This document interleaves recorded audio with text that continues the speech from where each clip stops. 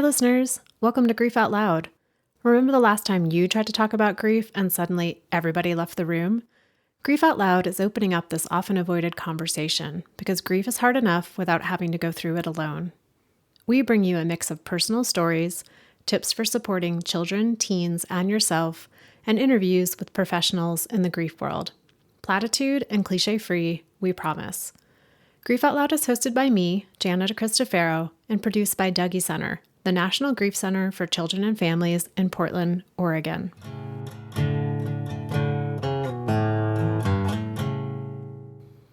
I don't know about you all, but when I hear numbers, my brain fuzzes out.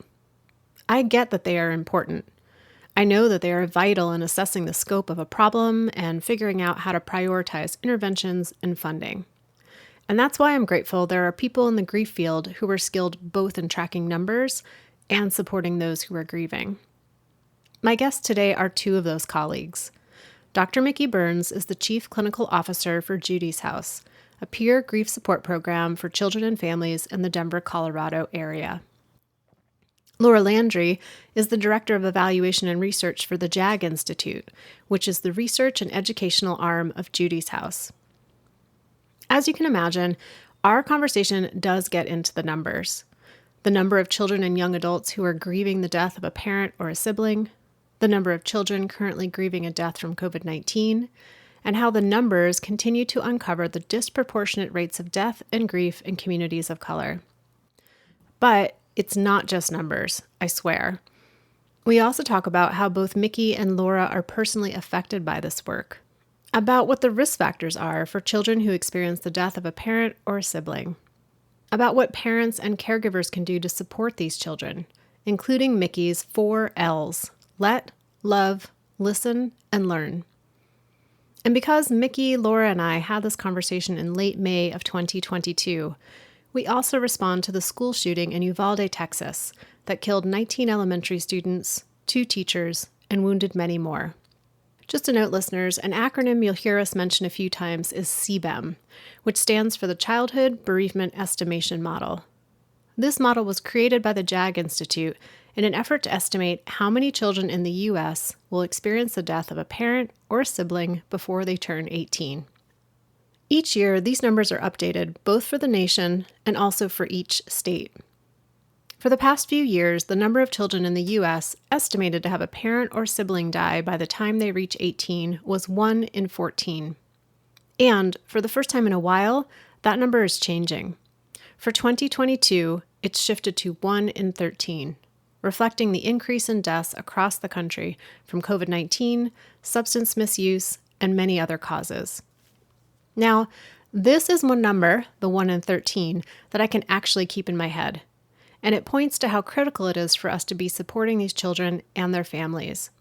I'm grateful for the work of Dr. Burns and Dr. Landry to help us all focus our efforts and get creative about how to provide that support. Okay, here's my conversation with Micki and Laura from Judi's House. Micki and Laura, thank you so much for joining me for Grief Out Loud today. It's an honor to be here. Thank you for having us. Thank you for having us.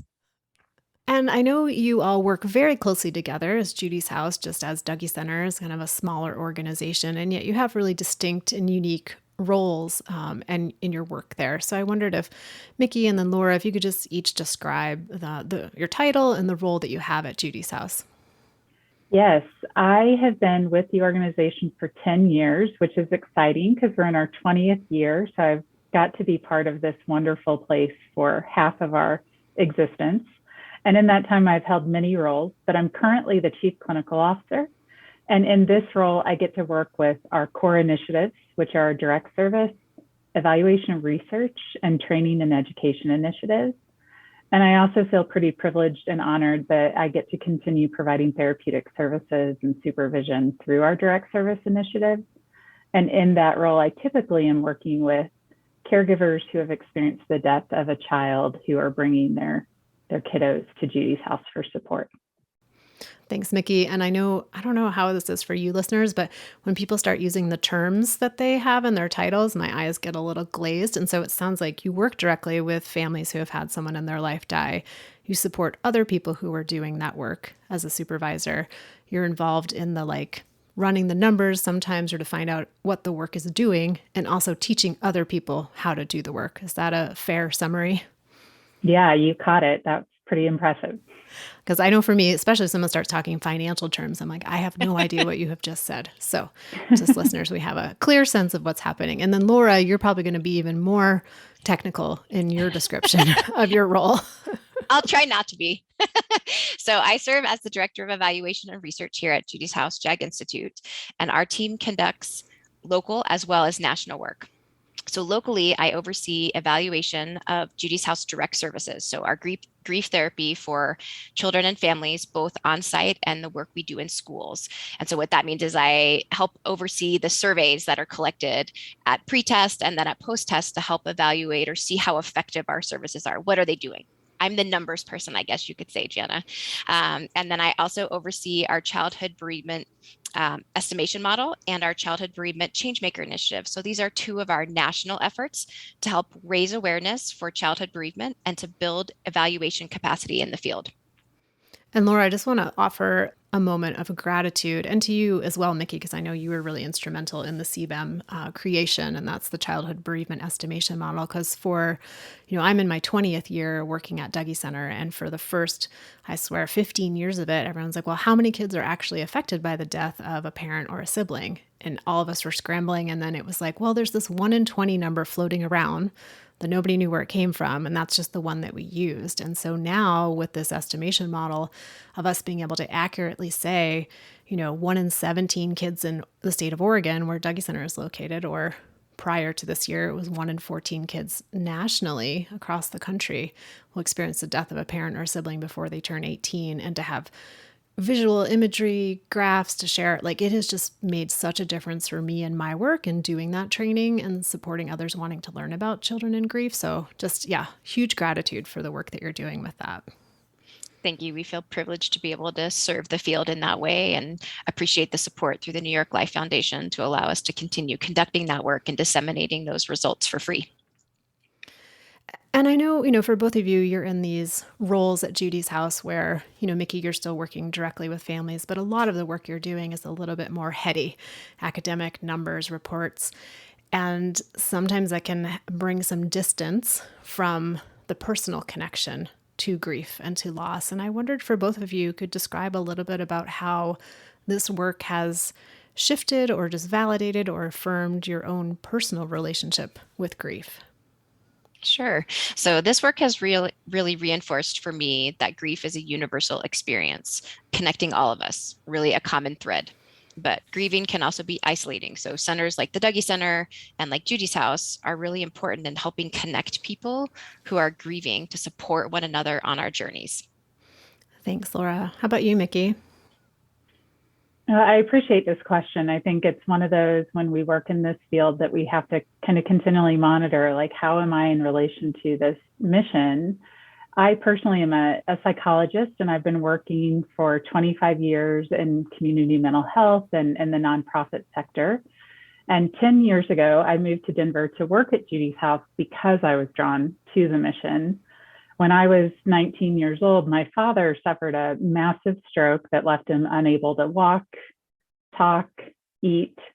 And my mother sat faithfully by his side for almost a year as he was hospitalized and then in recovery.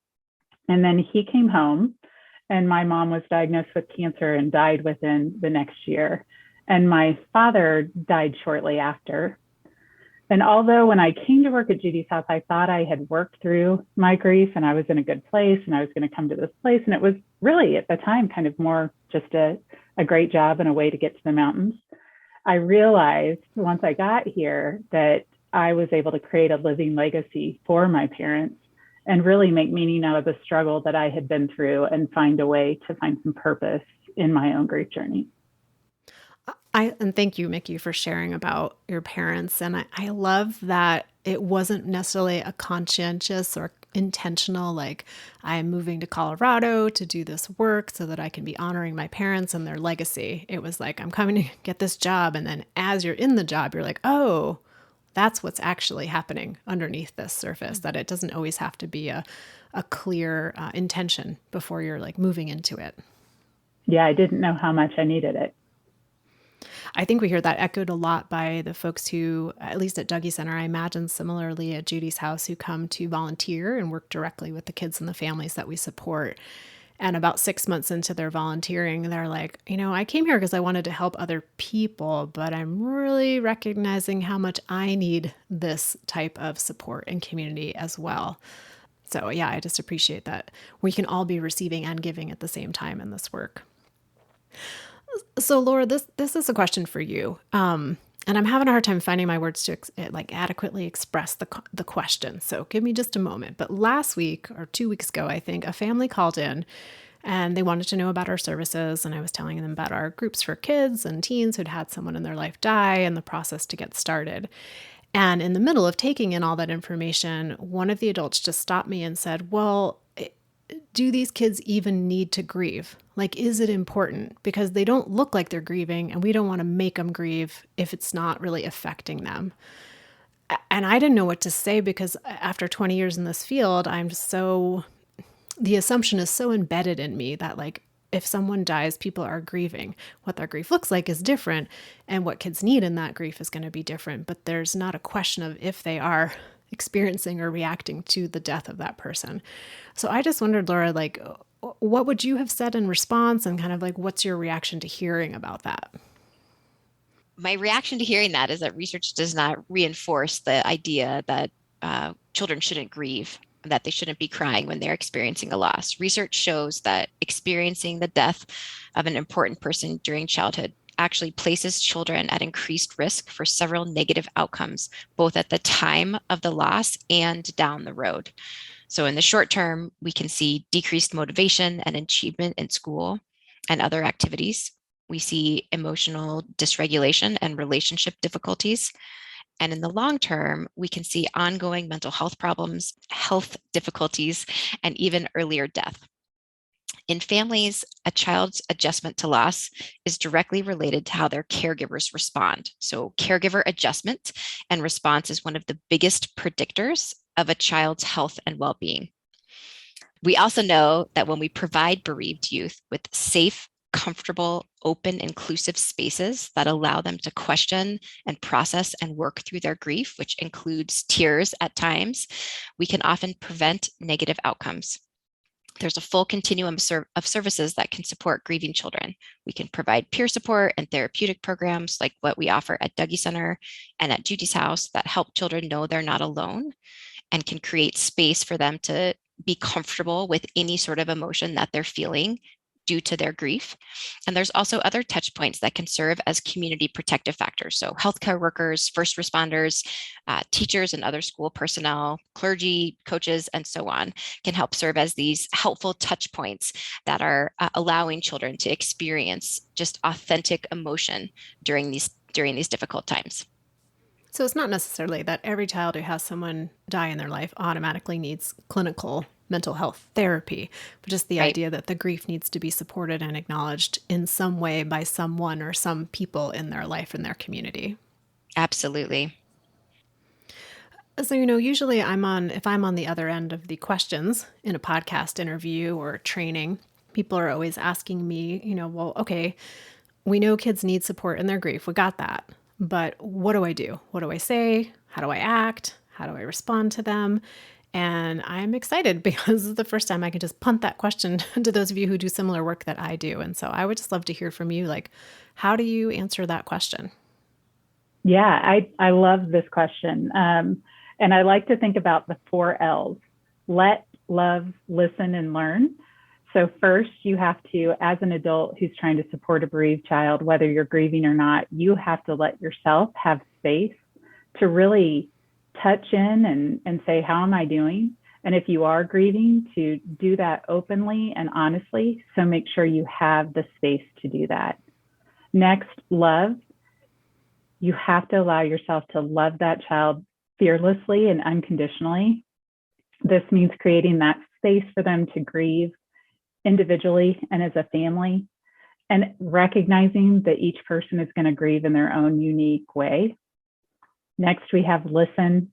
And this one, I mean, if we could just get everybody to do a little bit more listening and a little less talking, I think we'd go a long way in our field, but listening carefully to the child's words and then also observing their behavior, because they don't always have the words to tell us what's going on for them or how they're feeling.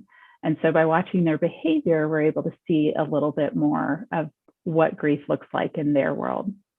And then finally, learn. We have to learn that although we can't fix grief, we can provide support to children in gaining the skills and the courage to have the wide range of grief reactions, both positive and negative, so that they can go on to live a happy, healthy life. So that's kind of my gimmicky way of saying, let's let love, listen, and learn, and really take that to help children advance along that grief journey in a way that's going to be healthy. Micki, are the 4Ls trademarked? Because I do so many trainings and I like shower people with so much information. And I'm like, wait, I just need something simple to follow. The 4Ls would be so great. Am I allowed to use that in my own trainings if I give you credit? Oh, please take it, because I just came up with it this morning, trying to figure out like figuring out let. I was Googling verbs that start with the letter L. Well, I really appreciate that. And I think it is such an important reminder that oftentimes as adults, we need to start with where we are before we even start trying to be there for other people, and particularly for other children. If we have to get grounded in our own, we talk about the idea of just having self-awareness of our own grief and our reaction to grief and what's coming up for us in the moment that could be skewing or influencing how we are responding to the child in front of us who's needing our support. And so, today is Thursday, May 26th, and just 2 days ago, there was a school shooting in Texas that I'm sure listeners, many of you are aware of. Even those of you who are not here in the United States may be aware of this. And it is one of many mass shootings that have occurred in the United States just in the first half of 2022. And in this shooting so far that we are aware of, 21 people died. 19 children who were in a fourth grade classroom, and 2 teachers. And as these things go, unfortunately, we're very familiar with how there's like a huge outcry. There's a lot of political conversations happening. And then there's just the reality of the families who are facing this devastating loss of their children and their coworkers and their parent. And then there's also parents and families around the country and around the globe who are now either faced with needing to talk to their own children about what has happened, and also acknowledging the way that these events, these tragedies, can activate their own grief. And Micki, I'm just curious, first, how has it been for you these last 2 days? What's been on your mind, and what suggestions might you have for people who are trying to have a conversation with their kids? Well, first of all, Gina, I really appreciate you creating this space for us to acknowledge this tragic loss and to share a little bit about how it's impacting us and impacting our communities. For me personally, Laura and I, were in an all-day board retreat. We only do this once a year when we got the news about the shooting. And at that point, there was lots of mixed messages coming out about how many people had been injured and how many had died. And we took a moment in that meeting to just kind of pause and really focus on, this is why we're all here.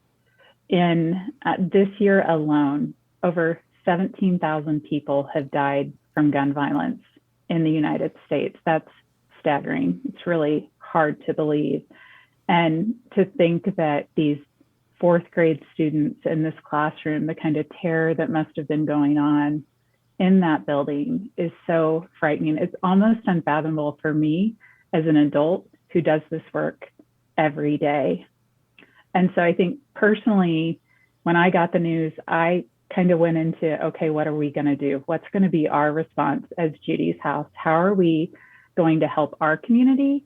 And then personally, I was thinking, what can I do to help the community in Texas? I actually moved here from Dallas, and although that's kind of far because Texas is so big from the town where this incident occurred, it definitely hit close to home for some of my friends and family in that area. And so I thought about what we could do as an organization. We were able to put out some tips for how to talk to children about tragedy. I know that Dougie Center has great resources too. We were able to go to social media and really talk about how this is impacting our world and our community. And then that night, I went into the group that I facilitate, a group of caregivers who have all experienced the death of their own child. And this was our very first group at Judi's house. And as we sat there, the very first group member who volunteered to share a little bit of his story said, you know, I want to share about the death of my daughter, but I have to say that this news about the loss of these 19 young children is really hitting me in a way that the unfortunate, senseless tragedies that have happened before haven't. And so I think what you mentioned, Jana, about the ripple effect and the way that this tragedy that's happening in one part of our country is impacting grievers all across our country and really all across the world. And I just hope that we're able to continue to hold on to hope despite things that feel so senseless and out of our control. And I know that's difficult to do, and I'm struggling with it myself, if I'm completely honest. I appreciate that, Micki, because I know for me, you know, when it first happened, I feel like my general protective cloak that I wear while doing this work got ripped away. And I was like, I'm having feelings. I don't appreciate this. Like, what is going on? And then very quickly by the next day, you know, the like protective shroud of cynicism and numbness swept back in. And I felt like, okay, now I can go do this work and be with these families. And then there was a part of me that was almost relieved to know that I could still touch into that human experience that so many people are having across the country and the world. And then I got really angry that I was even having the opportunity to explore that side of what it's like for me to do this work for so long and to be with so many stories of tragedy when another major tragedy happens, along with 8,000 other thoughts and emotions that were swirling at the same time. But yeah, I'm not really sure even why I'm sharing that. Yeah, and I hear you that when you say, I'm not even sure why I'm saying this, but then when we think back to what we do, what you and I, Jana, get to do, really we're facilitating a space for people to talk. And you just did that for me, and you have that opportunity to respond back. And I think what's important in this time of loss, this time of grief, this time of anger, is that we are creating those spaces for one another. And Laura, that makes me want to extend that invitation to you as well, knowing that your work is a little bit more removed from the direct service with families who are grieving, and that may impact you in a different way.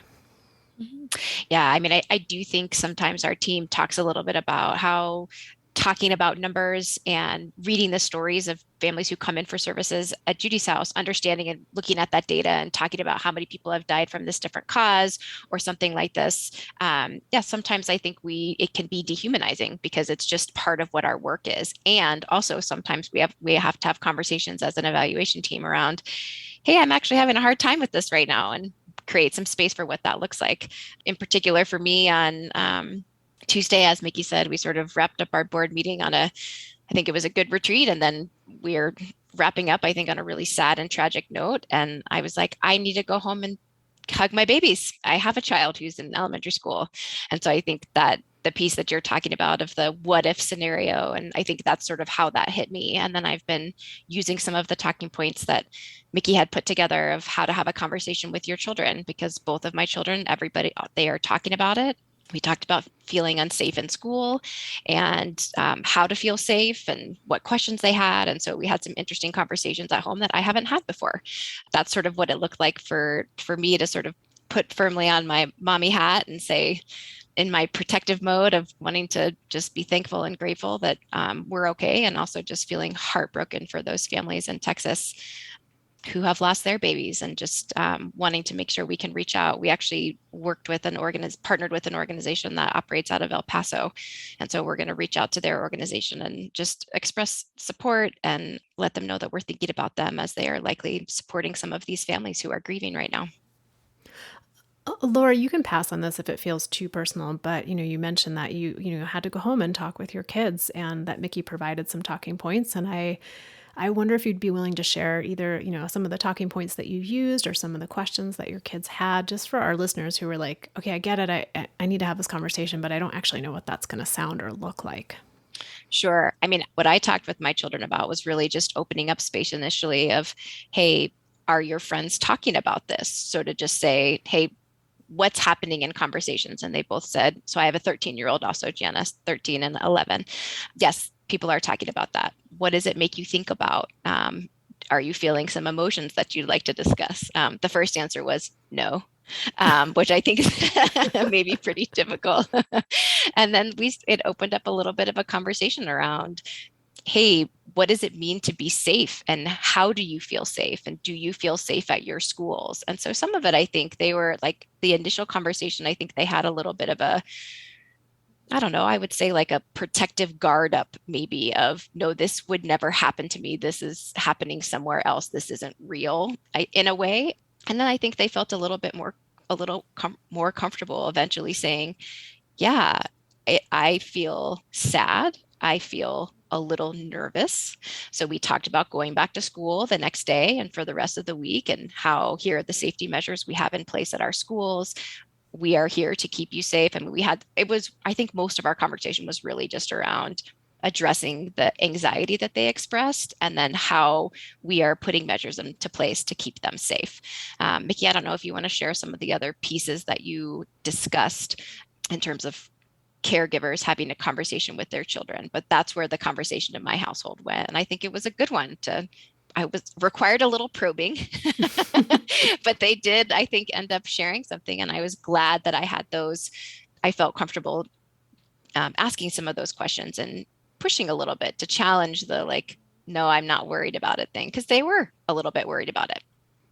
Yeah. And I think, Laura, you may not have thought you were following those tips that we put out, but you were, because really it's a matter of first taking stock of how you're doing and really assessing, is this a conversation I can go into and confidently create a safe space for my child?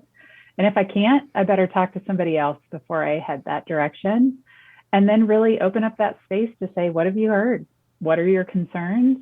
How can we together create a space that feels safe for you?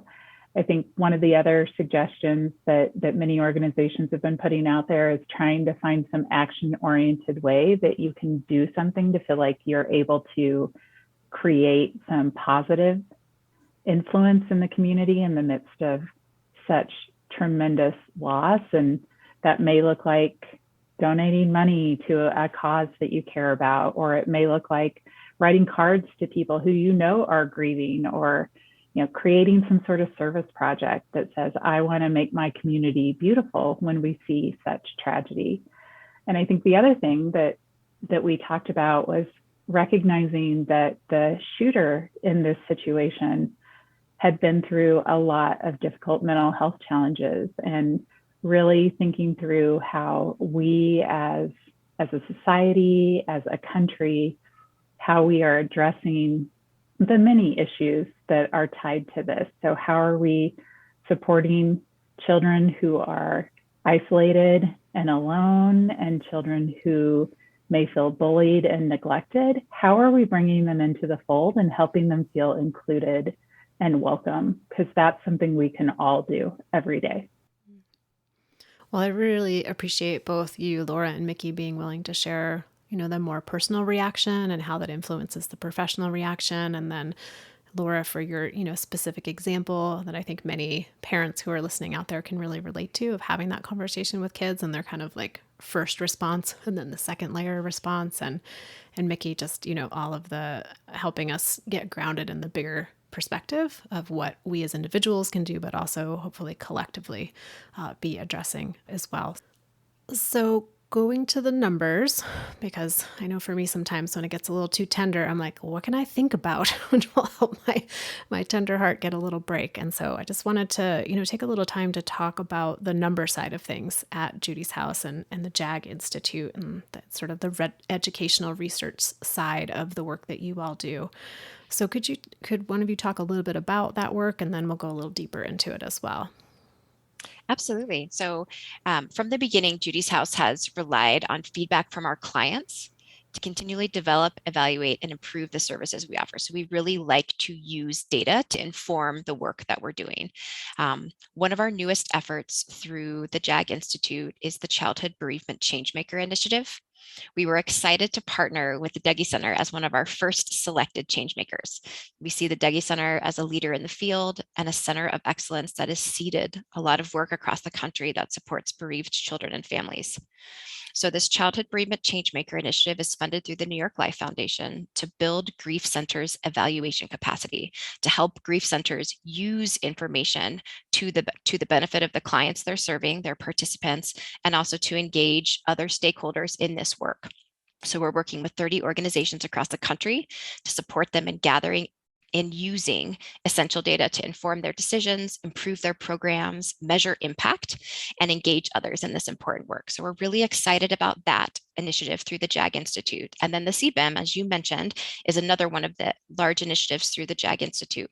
When Brooke and Brian first started Judy's House 20 years ago, one of their first questions was, how many kids are grieving? How do we know how much service is needed? And so that led to the development of the Childhood Bereavement Estimation Model, or the CBEM for short. So our team continues improving the model and disseminating results with philanthropic support through the New York Life Foundation. So the CBEM approximates rates of US children and youth who will experience the death of a parent or sibling by the time they reach adulthood. As you were saying, Gianna, early on, there were, some unknown numbers, and now we have a consistent metric that we can put out every year because we use new results that are distributed from the CDC to update the numbers every year. And we provide that at the state and the national level so that grief centers across the country have updated numbers on what's happening in their community. So this year, according to the 2022 CBEM results, 1 in 13 children in the US will experience the death of a parent or sibling by their 18th birthday. So that is 5.6 million children and youth in our country. It is staggering. When we consider the size of an average classroom in the US is about 26 students, we can see bereaved students may often feel isolated and alone in their grief. And we also know that so this model focuses on death of a parent or sibling. And we also know that children grieve the deaths of other important people in their lives. And so these estimates that I'm sharing, these numbers, we know they're probably a lot bigger in terms of how many kids are grieving because it doesn't include grandparents, aunts or uncles or friends. But what we hope to do with this tool is to help understand differences in grief that might lead to disparities in care. So, for example, our team released reports late last year highlighting the differences in bereavement based on race and ethnicity. And this fall, we will release reports focused on differences related to the manner and death. We believe that the CBEM is important because if we highlight the magnitude of this issue, we can help ensure that adequate support is available to those in need of care. And as we talked about earlier, Gianna, the CBEM helps communities elevate awareness around the impact of unaddressed grief, campaign for grief resources, and contribute to improved outcomes for grieving children and families. There's quite a bit more we do through the JAG Institute, including a robust training program in which we train up to 15 master's and doctoral students each year. And we also provide training and education throughout the community and have established some systems that enable consistent evaluation documentation. So that's more of the local data collection regarding the effectiveness of our Judy's House programs. So that's a little bit about sort of the range of work that's happening through the JAG Institute. And Laura, you mentioned, the deeper investigation into different death rates for different races and ethnicities and communities, and then also like the effect of different ways that people have died. And I wonder, can you share a little bit about what you have uncovered around how, the death rates are disproportionately impacting certain communities? I think about that in light of, with the COVID-19 pandemic, how much that uncovered of how Black, Indigenous, Latinx, Asian Pacific Islander communities were being disproportionately impacted by rates of illness and death, particularly in the early phase of the pandemic. And just wondering what you all have also discovered in your work around that. Absolutely. So yes, in 2021, we released our childhood bereavement by race and ethnicity results, and we used the categories that are available through the Census Bureau, which are rather limited. But we absolutely found exactly what you noted, Jenna, that bereavement disproportionately impacts Black and Indigenous youth. And in some states, the rates were incredibly high, where it was like 1 in 3 Indigenous youth in South Dakota will be bereaved by their 25th birthday. So it is astounding. I mean, the number, I think we expected those numbers to show what we already knew in terms of the mortality data, exactly what you're saying. We know from the mortality data that the mortality rates for Black adults in this country are higher than they are for any other group. But looking at the numbers specifically and how that relates to childhood bereavement, I think that was one of those cases where I think looking at the data was really truly upsetting to the team and like reviewing it. And I think people were pretty emotional about that, and having conversations about that is difficult, but that's reality. And I think that's part of what this work is about, is raising awareness, right? And saying this is an issue, putting out these reports so that people in these different states can highlight and have conversations with folks around, hey, we need to do something about this. So on the bereavement end of things, that death has already happened. And so having the CBEM be connected with some larger public health conversations around, hey, we need to have better care, like the things that we talked about in terms of what's happening with these rates and why are these so high. I mean, clearly there are health disparities. This is due to systemic racism. There's all sorts of reasons that this is happening and that these things need to be addressed. And then bringing childhood bereavement into the conversation allows us to make this connection of when more Black parents are dying, more Black children are grieving. Has a disproportionate impact on this community. So how do we serve the community, and how do we help on the prevention side of things with more of these public health approaches? And have either of you seen or heard of some of those program initiatives to address these higher rates for communities of color? I think it's something that we're increasing our level of awareness about. In addition to this being a tragic week with the shooting in Texas, it's also the 2-year anniversary of the death of George Floyd. And I think that incident created some action in our country. Unfortunately, we've seen that dwindle over time. And so we hope that things like the CBEM analysis looking at race and ethnicity can help us continue to keep holding our feet to the fire in some ways. And I think I'm heartened by seeing things like a recent project that we got involved in with the Aluna Foundation, which funds Camp Aaron sites all across the country. And so we're working with each of the Camp Aaron sites to help them understand a little bit more about their community and about what their community looks like in terms of different demographic characteristics. And then we're looking at the characteristics of the children who come to their Camp Aaron programs. And then Camp Aaron is going to be offering grants to those sites to be able to say, okay, we identified some gaps here. We're looking at the makeup of our community and we're looking at the kids who come for our programs and they don't match. And so here's some funds to really find creative and inventive solutions to bridge that gap. And I think those types of grassroots efforts are going to be essential to beginning to break down some of these barriers to care, some of the inequity that exists. And I think it's going to take something much larger than grassroots to really, truly address some of the systemic issues that have led to these disparities that we see coming through in the CBEM results. So I wanted to also talk a little bit more about the numbers related to the COVID-19 pandemic. And just last week, we crossed the 1 million mark of people who have died of COVID-19. And in the last year, there was also a dramatic increase just in people of dying of other causes, including a huge increase in those who have died of substance use. And I just wondered, how are you sitting with these staggering numbers, and what do they have you thinking about in terms of kids and grief? Yeah, I'm a million. I don't think any of us ever thought that we would hit that mark. And I think as the pandemic evolved and continued to roar, we saw that it was going to be a reality. And many of us still haven't quite wrapped our heads around it. I know I haven't.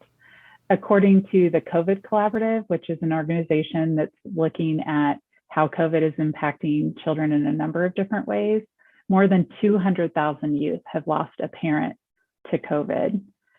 We were able to analyze the provisional CDC mortality data through February of 2020. And using the CBEM, we found that 10% of the newly bereaved youth who are grieving the death of a parent due to COVID. And I think that's just unfathomable in some ways.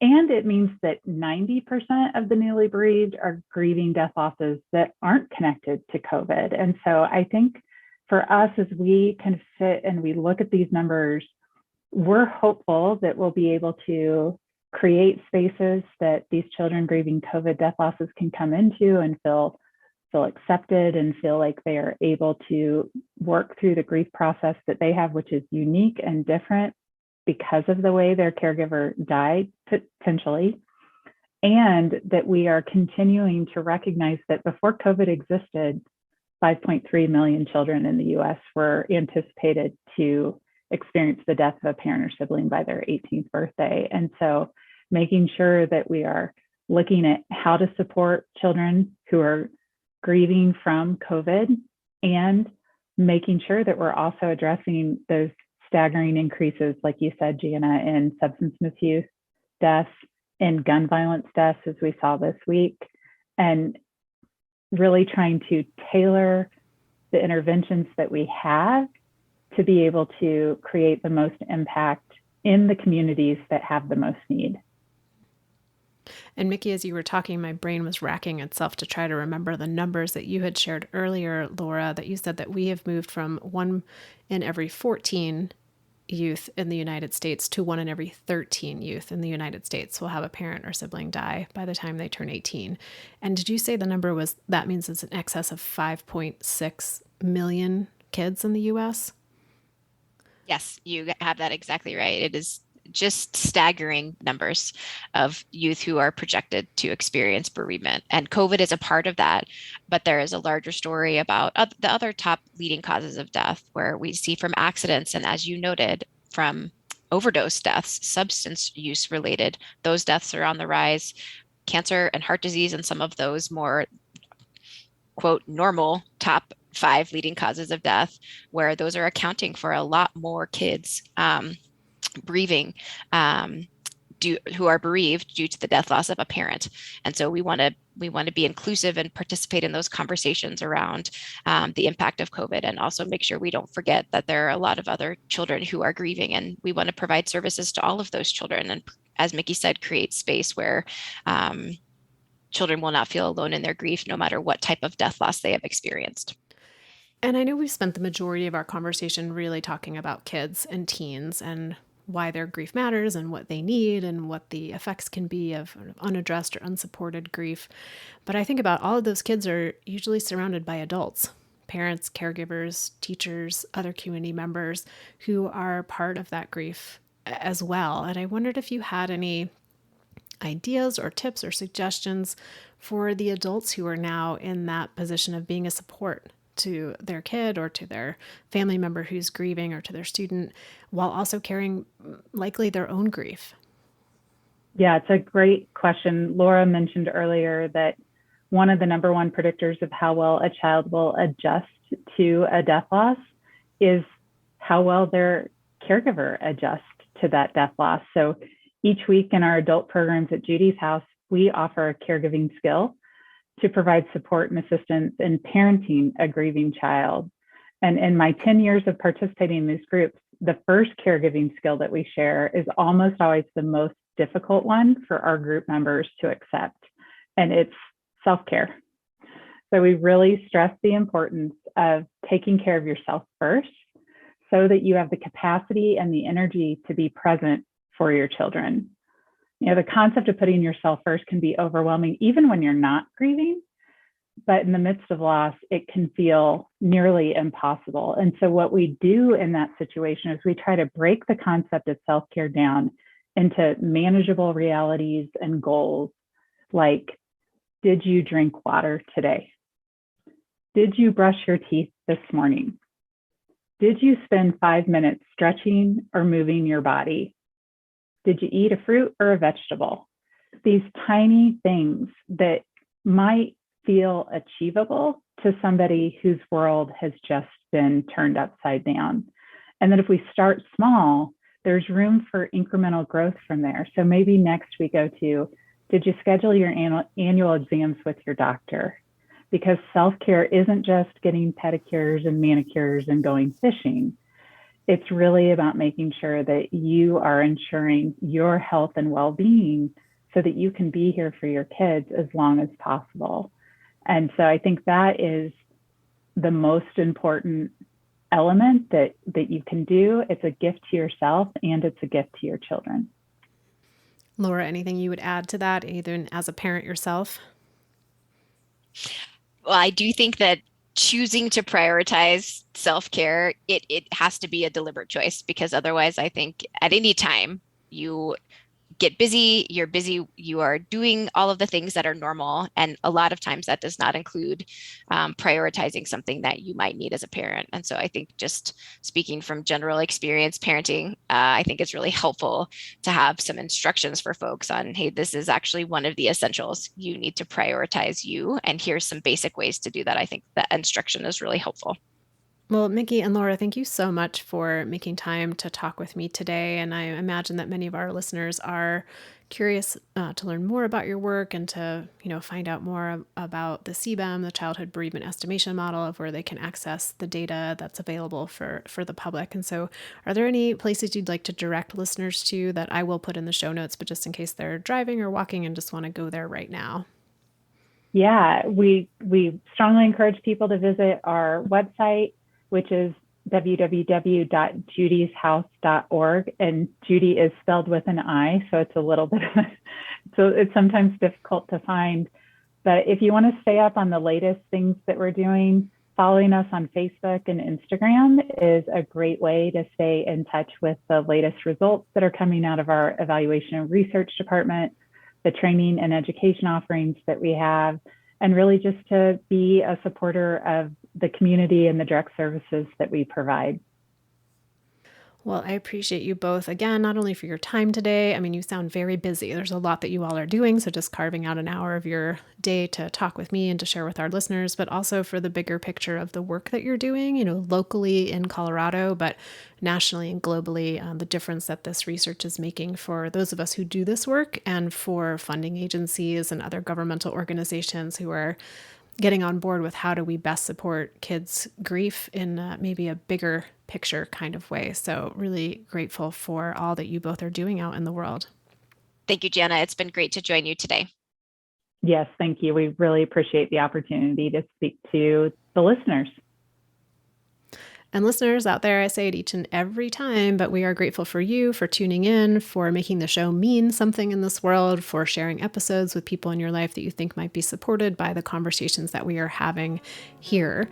If you want to reach out to me directly, tell me what you think of the show. If you have a suggestion for an episode, my direct email is griefoutloud@dougy, DOUGY.org. That's also the website for Dougy Center, where you'll find all of our past episodes, all of our free downloadable resources, including tip sheets, activities for kids and teens, as well as a directory where you can find programs similar to ours all around the country and the world, like Judi's House. And I'm also excited to share with you that this podcast is sponsored in part by the Chester Stephan Endowment Fund. Thank you so much for listening. We hope you'll join us again next time.